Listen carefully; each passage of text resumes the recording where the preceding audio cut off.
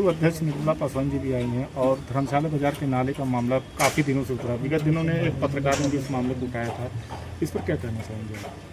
देखिए, पहले तो मैं आप लोग को धन्यवाद इसलिए देना चाहता हूँ कि आज आप कम वार्ड नंबर 48 की समस्या को लेकर आज आप यहाँ मौजूद हुए। बहुत बहुत धन्यवाद आपको।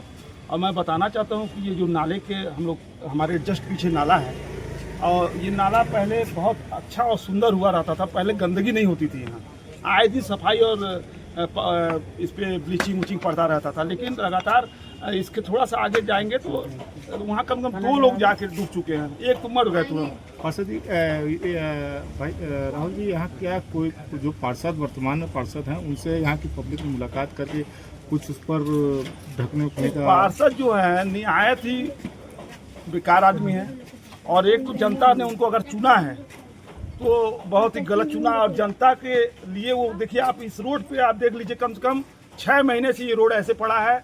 हमारे तरफ पीछे में पंप हाउस है हमारे घर के आगे में, तो पंप हाउस भी वो 2 साल 4 महीना हुआ, 2 साल 4 महीने में वो कम से कम 2500 बार खुला होगा। आज भी उसके पानी, अभी यहाँ कुछ लोग हैं नहीं, आपका टाइम थोड़ा वो था ना, सुबह में कुछ लोग आपको मौजूद होते हैं जो बालू लेके, उस पानी में बालू है, गंदगी है, महक है, तो बीमारी तो रहनी है। अधिकतर देखिएगा यहाँ मोहल्ले में लोग बीमार पड़े हुए हैं। तो सर आगे की क्या रणनीति? आगे की रणनीति यही है कि मैं चाहता हूँ कि पहले तो नगर आयुक्त साहब को मेरा अनुरोध और निवेदन ये है कि इस वार्ड नंबर 48 की जनता को देखते हुए यहाँ पे साफ सफाई की दुरुस्त व्यवस्था की जानी चाहिए। पानी पेयजल की व्यवस्था अच्छी करनी चाहिए। अगर ये व्यवस्थाएं नहीं है तो पूरी तरह से मुख्यमंत्री दोषी होंगे, गोरखपुर के और उत्तर प्रदेश के मुख्यमंत्री इसके मुख्य दोषी होंगे। और उनको आज उनका यहाँ मीटिंग भी है, उनको जरूर इस एरिया को एक बार सर्वे करना चाहिए। मैं आप प्रेस के माध्यम से कहना चाहता हूँ कि ये सर्वे बहुत जरूरी है। आप लोग भी उनसे कहिए कि सर धर्मशाला बाजार की स्थिति बहुत ही खराब है, बहुत ही खराब है।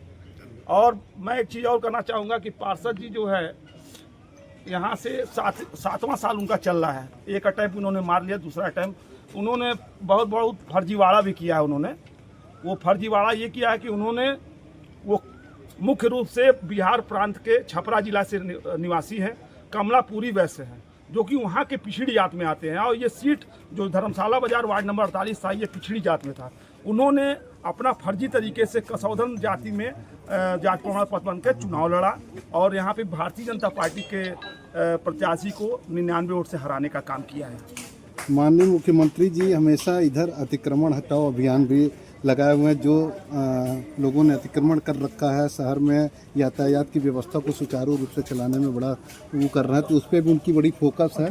और ये नाला का निरीक्षण कर रहे हैं, क्या पाया आप यहाँ पर आपने? देखिए, आज गोरखपुर के धर्मशाला के पास एक 48 नंबर वार्ड है, उसमें मैं आई हूँ। यहाँ पर बहुत ही यहाँ की जनता की समस्या बहुत ही पीड़ादायक है। जो यहाँ का पार्षद है वो 6 साल से है, लेकिन किसी प्रकार का यहाँ का काम नहीं हो पाया है। सड़कें टूटी हैं, नाला है, नाला तो जैसे लग रहा है कि जितनी गंदगी है घर में ही घुस जाएगी। योगी जी कहते हैं कि स्वच्छ भारत स्वच्छ मिशन, और यहाँ आकर देखें पहले योगी जी कि इस वार्ड की जनता कैसे रह रही है। यहाँ का पार्षद सबसे बड़ा झूठा है और फर्जीवाड़ा है, और सब फर्जी के नाम से वो यहाँ जो चुनाव भी जीता है वो भी फर्जी सर्टिफिकेट लगाकर जीता है और फर्जी काम कर रहा है। मेरी मांग है कि इस पार्षद के खिलाफ जांच करके कार्रवाई की जाए, क्योंकि इस नाले में आप सामने देख सकते हैं, इस नाले में अभी कुछ दिन पहले एक आदमी गिरा था, मर गया। किसी के बच्चे गिर जाए, किसी के आदमी गिर जाए, ना इस पे स्लैब है ना कुछ है। सड़कें टूटी हुई है, तोड़ करके छोड़ दी जा रही है। पार्षद को कुछ मालूम ही नहीं है कि यहाँ की जनता है या जानवर है। धर्मशाला बाजार जो है हमेशा जल को ही लेके अव्यवस्थाएं हैं, या तो जल भराव रहती है या पीने के पानी की समस्याएं यहाँ बराबर मिलती हैं। आदमी अब 15-15 रुपए का पानी केवल खरीद के पी रहा है। धर्मशाला बाजार में पीने की समस्या रहेगी ही रहेगी। इसलिए जब फर्जी तरह से पार्षद पैदा होंगे और फर्जी तरह का सर्टिफिकेट लगा करके ये सरकार जिताएगी, तो वो जनता का खून पीने के लिए जिताएगी। वो जनता को न्याय देने के लिए नहीं। यहाँ के इस वार्ड की जनता को न्याय नहीं मिलेगा जब तक यहाँ सही तरह से चुनाव नहीं होगा।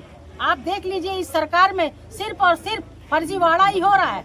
वादे कर रहे हैं बड़े बड़े, लेकिन जनता त्रस्त है। पानी की अक्सर यहाँ दिक्कतें होती हैं। यहाँ अभी पंप है, पंप जान रहे हैं 2022 में कम से कम 22 बार खुल गया है, लेकिन उसका किसी प्रकार का अभी उसकी व्यवस्था नहीं हो पाई है। लोगों में पानी की बड़ी किल्लतें हैं, नाले हैं, सड़क भर जा रहे हैं। ये सरकार क्या कर रही है? सिर्फ सड़क बना रही है घर तोड़ तोड़ करके, जनता की व्यवस्था नहीं देख रही है। यहाँ आए दिन जैसे गरीबों के लिए भी तमाम योजनाएं तो सरकार की चल रही हैं, लेकिन धरातल पर कुछ दिखाई नहीं देती हैं। इस सरकार में कुछ नहीं दिखाई देगा। इस सरकार में सिर्फ बड़े बड़े वादे हैं कि हम बड़े बड़े काम कर रहे हैं, जैसे कि गरीबों को और अमीर बना रहे हैं, गरीबों को तो गाड़ दिए जमीन में।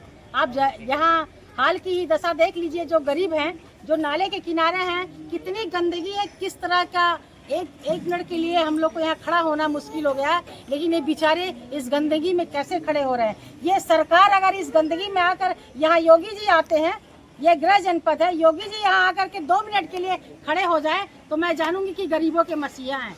उनको तो आना है, हवाई जहाज से आना है और चले जाना है, आकर के देख करके फिर देखना है सड़क तुड़वा, सड़क के लिए घर बनवाना है। का भी आप कुछ बना रही हैं? मैं आपको बता रही हूँ, मैं जब से यहाँ आई हूँ यही देख रही हूँ कि यहाँ की समस्या का निदान कैसे होगा। मैं इनको 24 घंटे के बाद, आज से 24 घंटे के बाद जिलाधिकारी कार्यालय पे यहाँ वार्ड नंबर 48 के सारे जनता को बुला करके और वही उग्र आंदोलन करवाऊंगी। जब तक इनकी समस्या शांत का कोई निराकरण नहीं होगा, तब तक वो आंदोलन वहाँ चलता रहेगा। धन्यवाद।